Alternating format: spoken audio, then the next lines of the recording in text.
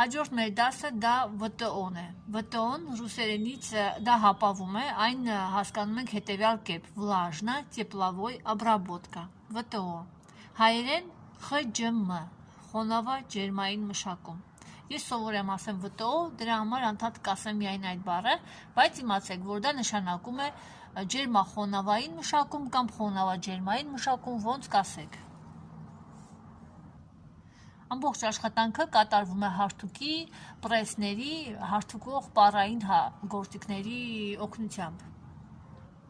Ուզում եմ ձեզ ցույց տալ բոլոր այն նյութերը, որ ես միշտ ունեմ,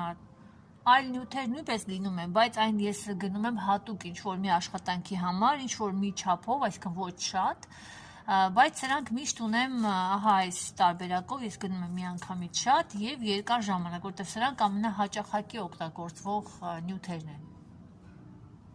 Հիմա կծանոթացնեմ ձեզ ինչ է պաուտինկան, դրա մի ևս տեսակի հետ, թե ոնց են այն օգտագործում և որտեղ։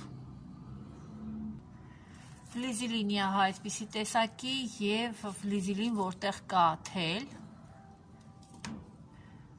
դելիվայանից։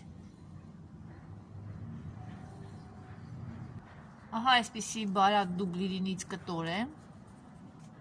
որտեղ կետիկներով է, որտեղ սա շատ նուրբ մակերեսով կտոր է մշակումների համար։ Սրանք օգտագործվում է հիմնականում կաշիների դեպքում, բայց երբեմն այն կարելի է օգտագործել նաև այլ պարագաներում։ Շատ թույլ այսպիսի կպչուն հատված ունի, սա առանց պարի է, միանգամից են կպցնում։ Սա օգտագործում են այն ժամանակ, երբ որ հնարավոր չի այդ հատվածներում հարթուկել և պետք է այսպես մշակվի եզրը, այդ դեպքում կաշիների։ Հաջորդ նյութը դա ավելի շատ, սա կտոր չի, որտեղ սա ֆլիզիլին է, ֆլիզիլինը դուբլիրինից շատ բաներով է տարբերվում, դուբլիրինը կտորից է, կպչուն կտոր կարելի է ասել, ֆլիզիլինները լինում են տարբեր,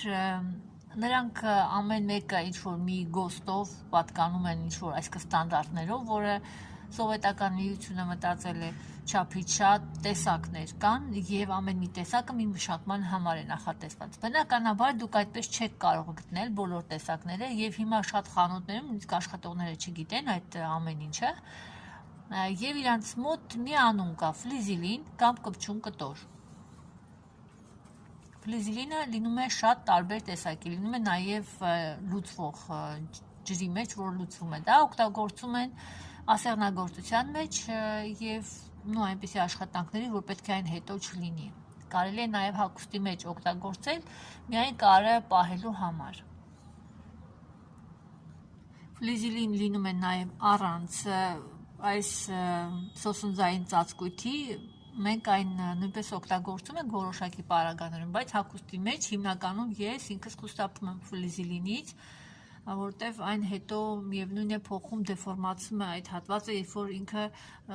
ընթացքում, կրելու ընթացքում այն դուրս է գալիս, լվացվում է, եզրները ինչ-որ ձևափոխվում են և այլն։ Ես դրա փոխարեն օգտագործում եմ ահա այսպիսի շատ բարակ տրիկոտաժի կտորների համար նախատեսված դուբլիրին։ Այս դուբլիրինը ձգվող է, նա կտոր է, ունի մի կողմից ուրեմն չձգվող, շատ քիչ է ձգվում,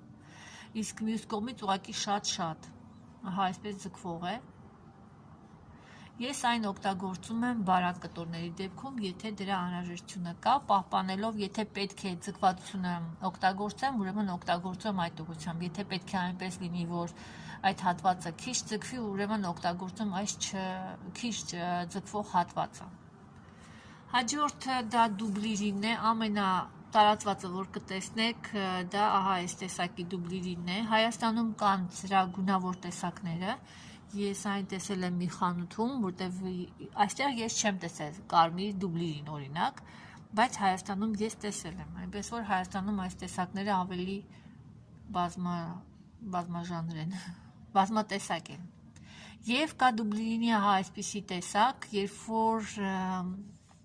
այս կողմը, որտեղ սոսնձային մաս չկա, նախ առաջինը ինքը կտորը ահա այսպես է, նա նույնպես չձգվող է, ուղղակի սա արդեն կտրված հատված է, եւ հակառակ կողմը կետիկներով է։ Սա կտոր է։ Եթե կտոր է, ուրեմն դուբլիրին է։ Նրան նույնպես ասում են սոսնձային կտոր կամ սոսնձվող կտոր։ Ասեցի, բայց չցույց տվեցի ահա այս պահուտինկան, որը թղթով է։ Այս պահուտինկան ահա այսպիսի տեսք ունի, ցանցանման։ Այն օգտագործում են որոշ դեպքերում բարակ կտորների ժամանակ եւ որոշ դեպքերում հաստ։ Նրանք լինում են տարբեր լայնության, ինչպես նաեւ պահուտինկան է լինում տարբեր լայնության։ Սրանք երկու կողմերից հարթուկի միջոցով կպչուն են, դրա համար սրանք միշտ պետք է կտորների արանքում դրվի։ Հիմա ձեզ ցույց կտամ, թե որ նյութը ոնց է կպնում, ոնց է աշխատելու իր հետ, երբ որ դուք արդեն հագուստի հետ գործ ունենաք։ Առաջի բանը, որ ուզում եմ ձեզ ցույց տալ, դա պահուտինկան է, որը թղթի վրա է։ Ինչպես են ընդհանրապես աշխատում այս պահուտինկայի հետ։ Այս պահուտինկան, քանի դեռ ինքը թղթի վրա է, նախքան թղթից հանելը ամրացնում են այն հատվածում, որտեղ որ դուք ուզում եք, որ այդ պահուտինկան ծառայի ձեզ։ Պետք է կպցնեք։ Օրինակ, սա եզր է։ Եվ հարթուկում ենք պահուտինկան հենց այն չափը, հենց այսպես թղթի վրայից։ Այստեղ չկան հատուկ կանոններ, կարևորը որ դուք լավ այսպես կպցնեք, հիշեք, որ սա չեն օգտագործում շատ բարակ կտորների վրա եզրերը ծալել կարելու համար, քանի որ պահուտինկան այս կողմից կարող է երևա։ Սա օգտագործում են ահա այսպիսի կտորների, օրինակ սա, օրինակ սրան հարմար էր, որ միջին հաստության լինի։ Շատ բարակ նկատի ունեմ, օրինակ շիֆոնանման կլինի, լինում է նաև այսպես բարակ վիսկոզայից, որը ընդհանրապես տաքություն չի սիրում, սա նույնպես չի համապատասխանում դրան։ Եվ հետո նոր վերջ, հիմա արդեն այս հատվածը, մի թե որ այսպես անեմ, դուք կտեսնեք այդ սոսնձված եզրի փայլերը։ Եվ հիմա ես արդեն կարող եմ ծալել կարել, որտեղ որ ես ուզում եմ, այստեղ արդեն ինձ հարկավոր է պար կամ այս ջուրը։ Բնականաբար, երբ որ մենք աշխատում ենք, անպայման պետք է փոքր կտորի վրա փորձենք տվյալ կտորը, եթե չգիտենք, թե ինքը ինչպես է ընդհանրապես հարթուկի հետ աշխատում։ Հնարավոր է, որ դուք կարգավորումներ կատարեք, նոր աշխատեք։ Երբ որ մենք ինչ-որ մի բան ենք կպցնում, դա ցանկացած կպչուն նյութն է, մինչև վերջ պետք է խոնավությունը դուրս գա կտորից։ Այստեղ կարող եք պահել, հետո կարող եք ինչ-որ սառը բան դնել վրան, եթե սառը ինչ-որ մի անգամից տաքից հետո սառը, ապա ավելի լավ կֆիքսվի։ Հիմա ցույց տամ պահուտինկան, այն լինում է տարբեր լայնությունների։ Այն դրվում է մի անգամից երկու կտորի արանքում և հարթուկի օգնությամբ պարի և ջրի, մենք ուղղակի այսպես ամրացնում ենք, որպեսզի խոնավությունը դուրս գա, ես մի տեղը այսպես մի քիչ պահում եմ և հետո անցնում մյուս կողմի։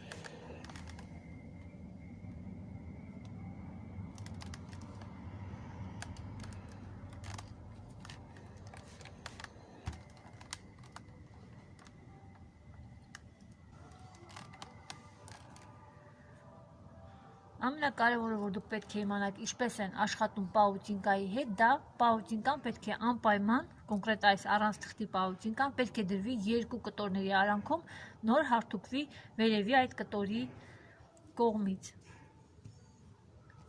Այս ֆլիզիլինից ես օգտվում եմ, երբ որ պետք է մշակեմ թևի կլոր հատվածը, վզի փորվածքի ինչ-որ հատվածը, որտեղ այսպիսի թեք կողմերը հնարավոր է, որ դեֆորմանա, որպեսզի չդեֆորմանա։ Սա այս լենտի ուրեմն սա ֆլիզիլին է թելով։ Լենտի մի կողմը սովորական է, ոչ մի բան չկա, իսկ մյուս կողմը կետիկներով սոսինձ է։ Եվ այն դնում են ահա այս տարբերակով, այն պետք է լինի իր թելի ուղղությամբ Եվ հարթկելու ժամանակ մենք արդեն պետք է ոչ թե այսպես անենք, այլ այսպես վրա դնելով։ Եվ սպասում ենք մինչև գոլոշանա։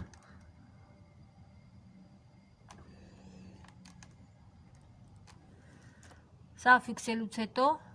թելի ուղղությամբ, դուք տեսնում եք թելը, դրվում է հաջորդ հատվածը, այնպես որ ծածկի ես նախորդը, եւ կտրում եք այս հատվածից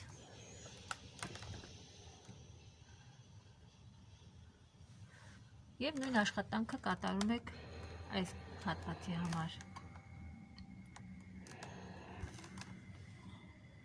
Եվ նորից հարթուկը այսպես վրա դնելով։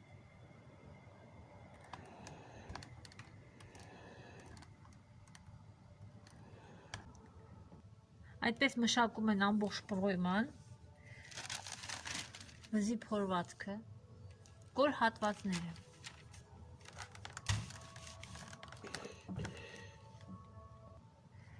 Իսկ այս դուբլիրինի, այսինքն կտորի նման եւ կետիկներով չի երևում։ Այս կտորով, տեսնում եք ինքը ինչքան բարակ է, թափանցիկ է։ Ես մշակում եմ տրիկոտաժի եւ ընդհանրապես ձգվող, ահա այսպիսի կտորներ, երբ որ այս ձգվող հատվածը իմ մոտ ընկնում է կարի ուղղահայաց հատվածին։ Մանավանդ, որ ձգվում է հենց այս ուղղությամբ, որտեղ պետք է շղթադրվի, երբ որ գաղտնի շղթա է լինում, այս դեպքում ինչքան էլ որ դուք շատ ցանկանաք, որ այն լինի գեղեցիկ հավասար, շատ դժվար է։ Այդ դեպքում կարելի է օգտագործել եւ սա, եւ սա։ Ես օգտագործում ահա այս տարբերակը, երբեմն ես կտրում եմ իրան, որտեղ ինձ հարկավոր է, որ այն ընկնի միայն կարի հատվածում։ Քանի որ սպիտակը սևի վրա լավ է երևում, ես սա կդնեմ, որտեվ սա ավելի հեշտ է գտնելը, քան սա։ Չգիտես ինչի ամենտեղ սրանից չեն վաճառում։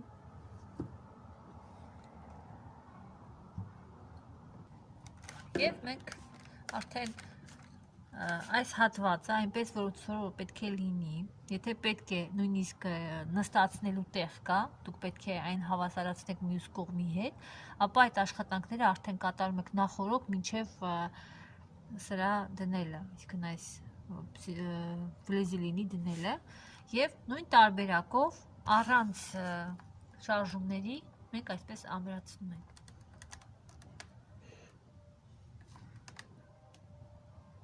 Սա ընդհանրապես կարելի է հետո հեռացնել վերջում, երբ որ աշխատանքը արդեն պատրաստ է, որտեղ ինքը կտորից չի, այն այսպես բացվում է։ Իսկ այստեղ չեք կարող դա անել, ես երբեմն սա դնում եմ նաև միջին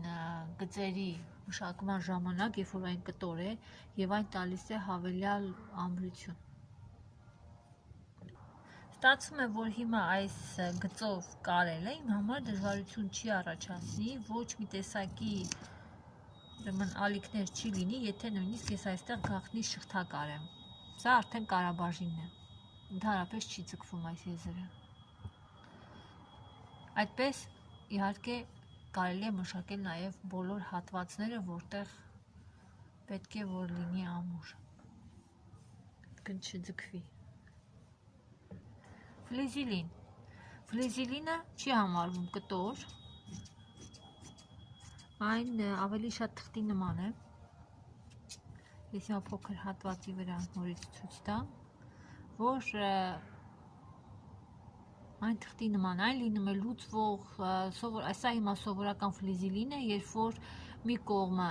այսպես մանր կետիկներով սոցնձվող այդ նյութն է, մյուս կողմը չկա, հարթ է, բայց լինում է նաև երկկողմանի։ Երբ որ երկկողմանի է, դա նշանակում է, որ պետք է լինի կտորների արանքում։ Սա ավելի շատ թղթի է նման եւ այն ահա այսպես կարելի է պատրել։ Ֆլեզիլինով մշակում են բարակ կտորները, աշխատելու ձևը նույնն է, այսինքն երբ որ մենք ֆլեզիլինը կպցնում ենք կտորին, մենք այն կպցնում ենք, որ հավելյալ այդտեղ լինի ամրություն, որ ֆորման պահի, ձևը պահի, թռչում ենք այն, այսպես ամբողջությամբ, տեսնում եք, լավ թրջված է։ Եվ այն կպցնում եմ կտորի օգնությամբ, ես օգտագործում եմ թուղթ, այդ թուղթը լավ խոնավություն է վերցնում, այսինքն այն բավականին հաջող է։ Եվ այսպես, երբ որ թուղթ է դրված, ես կարող եմ այս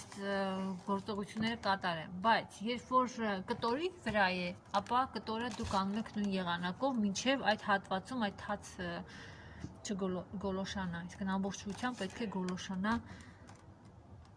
խոնավությունը։ Միայն այդ դեպքում ձեր աշխատանքը երկար ժամանակ կդիմանա։ Այսպես մշակում եմ ֆլիզիլինով բարակ կտորները, այստեղ դեռ պետք է խոնավանա, կարելի է նաև այս կողմից օգնել։ Եթե ձեր հարթուկի այս հարթակի վրա դրած է սիլիկոնի հատուկ այդպիսի բաներ կան, որ միանգամից դնում եք սիլիկոնին ասատ կա, չգիտեմ հայերեն ոնց ասեի բառը, ապա կարող եք առանց այսպիսի կտորների, թղթերի եւ այլը հարթուկեք միանգամից վրայից, ոչինչ բան չի լինի։ Խորհուրդ կտամ ունենալ, ես ժամանակ չեմ գտնում ուղղակի, որ խանութ գնամ եւ գնեմ դա։ Հնարավոր է, որ ժամանակի ընթացքում դա ցույց կտամ։ Այն տալիս է հավելյալ ամրություն, ֆորմա կպահի, սա մանժետներն են այսպես մշակում, մոձիկները, բորտեր, ենթաբորտեր եւ այլն։ Ինչպես ես արդեն ասեցի, դրա փոխարեն ես օգտագործում ահա այսպիսի նեյլոնատիպ դուբլիրին։ Կա նաեւ շատ բարակ դուբլիրին չձգվող, իմ պարագայում ձգվող է, տրիկոտաժի համար է, բայց ես այն ուզում ձեզ այստեղ ցույց տալ։ Սա նույնպես պետք է թրջենք եւ միանգամից այսպես կամ կտորով դուք արդեն ձեր հարթուկը պետք է ճանաչեք, իմ հարթուկով կարելի է այսպես անել եւ արդեն առանց տեղաշարժելու ես այն ֆիքսում եմ։ Այս գործողությունը անել մինչև ամբողջությամբ գոլոշանա։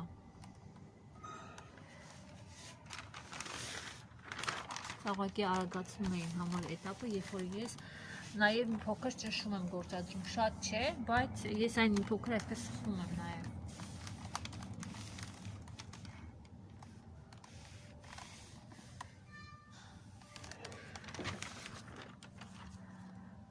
Իդեպ ասեմ, այս հատվածը, որ դուբլիրին է կտորը, ինքը ավելի փափուկ է, քան այն հատվածը, որը ֆլիզիլին է։ Բայց այս հատվածը ավելի երկար կդիմանա եւ այն ժամանակի ընթացքում չի այսպես կտորներով լինի, միտեղ հավաքվի, որը որ շատ դեպքերում լինում է, հատկապես երբ որ դա գոտու ապտաչկա է։ Ավելի լավ է այս դուբլիրինը մի քիչ ավելի այսպես փափուկ լինի, բայց երկար ծառայի, մանավանդ եթե դուք այն մշակեք կամ շեղծիսմայով, երբ որ փակվի ընդհանուր, այսինքն դա ավելի լավ կլինի։ Հիմա այս տեսակի դուբլիրինը, որտեղ կա հենքի թել, որը կտորից է, կան թելեր, նրանք լինում են տարբեր, լինում է ավելի այսպես մոտ իրար թելերը, լինում է ավելի ցանցատիպ, տարբեր են։ Սա քանի որ գույնը մուգ է, սրա վրա ուզում եմ ցույց տալ նաև, թե ինչպես են ընդհանրապես աշխատում եզրերի հետ, բայց նախքան դա ասելը ասեմ, որ այս դուբլիրինները, հիմնականում այս որ կտորի նման են ամենահաստերը, օգտագործում են պիջակների, վերարկուների, տարբեր տեղեր եւ նույնիսկ պրոյմայի եւ վզի փորվածքի դեպքերում։ Սա ուզում եմ ավելի շատ այդ դեպքում ցույց տամ, եթե մենք ունենանք օրինակ այստեղ ցույց տամ վզի փորվածք։ Ասեմ, որ սա կարող է լինել նաև թև։ Այս դեպքում մենք կտրում ենք պալոսկաներով եւ մեր այս բոլոր պալոսկաները, որ մենք կտրել ենք, պետք է ունենան զիգզագանման եզր։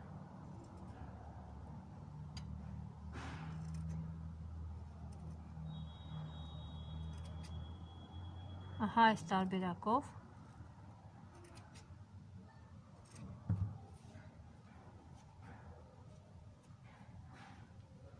եւ հենքի թելի ուղղությամբ, իր թելի ուղղությամբ մենք արդեն պետք է մշակենք այս կոր հատվածը նույն մեթոդով ինչ որ ես ցույց տվեցի, այստեղ միակ տարբերությունը այն է, որ այս նյութերը լինում են, որ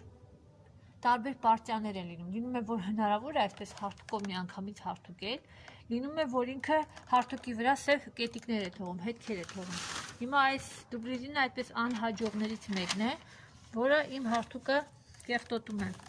Դրա համար ես հարթուկում եմ կտորի թղթի օգնությամբ։ Երբ որ այս տարբերակով ես կարողանում եմ այս անել, այստեղ նույնպես չի կարելի հարթուկը հետ առաջանել, միանգամից դնում են, ֆիքսում են և անցնում են առաջ։ Եվ հաջորդը, երբ որ դնում մի փոքր պետք է ծածկի այս մյուս հատվածը, անպայման պետք է լինի հաց և ֆիքսում ենք։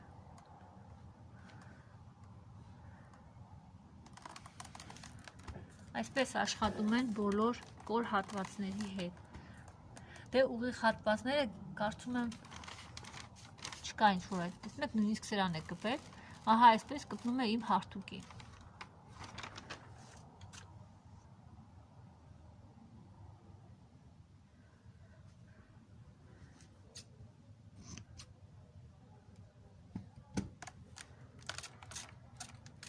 Եթե ուշադրություն դարձրեցիք, ես այստեղ դրել եմ հենց եզրից, բայց միշտ չի, որ դուբլիզինը դնում են հենց եզրից։ Լինում է, որ պետք է դնեք այնպես, հատկապես դա վերաբերվում է օձիքների եզրերին, սրանից օձիքներին դնում են բարակ կտորներ, բայց ամեն դեպքում պետք է կարաբաժնից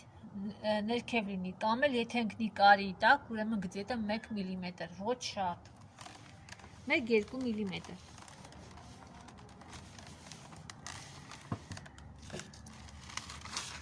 Ահա այս տարբերակով ես մշակում եմ պիջակների, վերարկուների կլոր հատվածները։ Ես մշակում եմ մինչև վերջ, այսինքն սա ընկնում է իմ կարի տակ։ Սա ես ցույց չեմ տվել, բայց այն կա, սա տաբատը մշակելու համար հատուկ ծիսմա է, որտեղ այս սպիտակ կներեք, այստեղ 4 սպալոսկա է, սրանք հենց այդ հալվող թելերն են, որը ամրացնելու է կտորին։ Մի կողմից կարում են, տաբատի ժամանակ այսպես վրա դիր, իսկ մյուս կողմը հարթուկով այսպես ամրացնում են։ Հիմա մի փոքր հատված ես հարթուկեմ, որ դուք տեսնեք ոնց է այն։ Սա եզրերը մշակելու համար է, ծալեմ նախորոք և բնականաբար ես ասացի, որ այստեղ ես սկզբից կարում եմ, երբ որ տաբատի դեպքում սա օգտագործում եմ, երբ որ հարկավոր է, որ տաբատը երկարացնեք և ընդամենը պետք է 5 մմ ծալեք։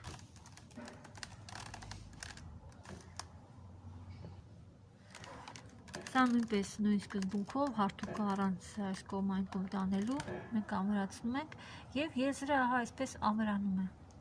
Օգտագործում ենք, երբ որ ուզում ենք ինչ-որ մի հատված մշակենք ծիսմայով և միանգամից ահա այս տարբերակով ֆիքսում ենք։ Այն լինում է տարբեր գույների։ Ես տեսել եմ նաև ավելի այսքան մետրով, որ կարող եք գնել, այստեղ ինչ-որ մի չափի է, 25, այսքան սա կլասիկ տաբատի չափն է, մի ոտքի, ոնց որ այստեղ մի մետր է, հայո, մի մետր ու 2 մմ։ Մի տաբատի համար է։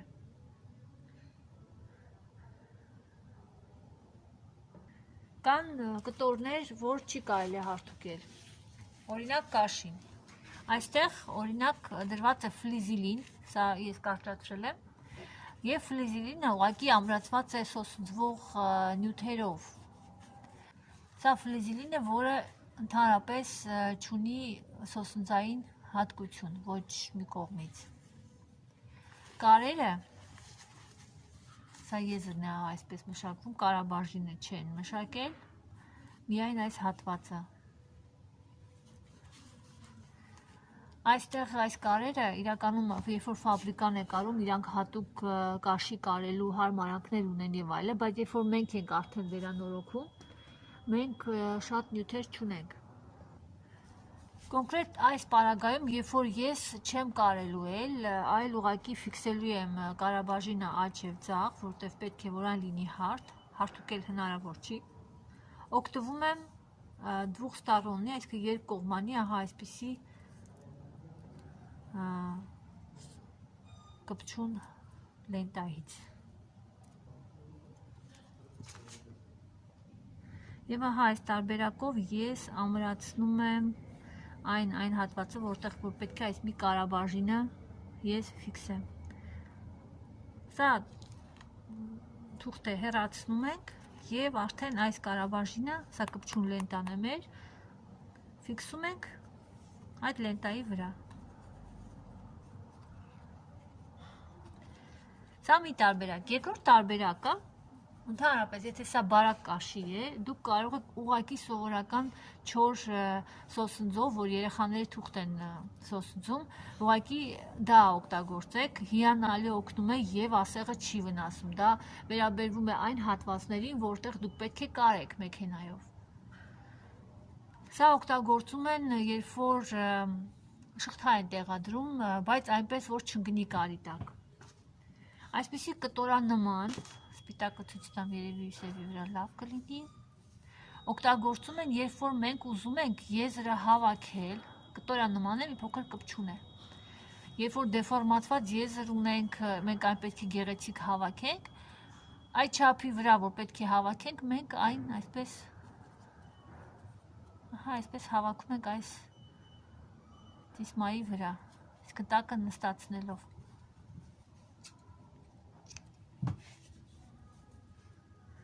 Եվ այս պարագայում, եթե նույնպես պետք է կարեք եւ ձեզ պետք է որ եզրը ձգվող է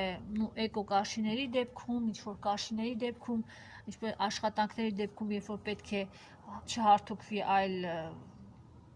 այսպիսի ծիսմա է, սա կտոր է։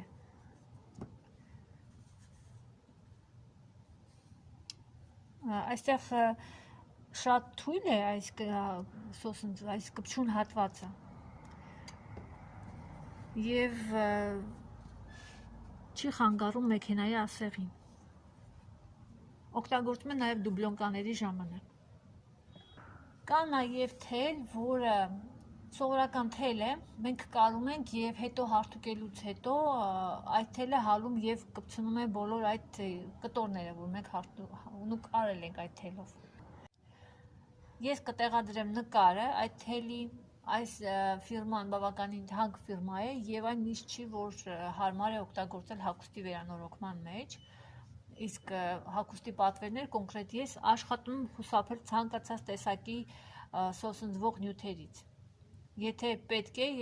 ավելի լավ է երկար ժամանակ ծախսեք եւ կատարեք գաղտնի կարեր, որ ավելի երկար կդիմանա եւ ավելի երկար կծառայի մարդուն։ Այս դասից դուք կատարելու ոչինչ բան չունեք, բայց եթե ցանկանաք, իհարկե, կարող եք գնել ձեր խանութներից, դա վերաբերվում է սկսնակներին, այս նյութերը եւ փորձեք ինքնուրույն կատարել տունը,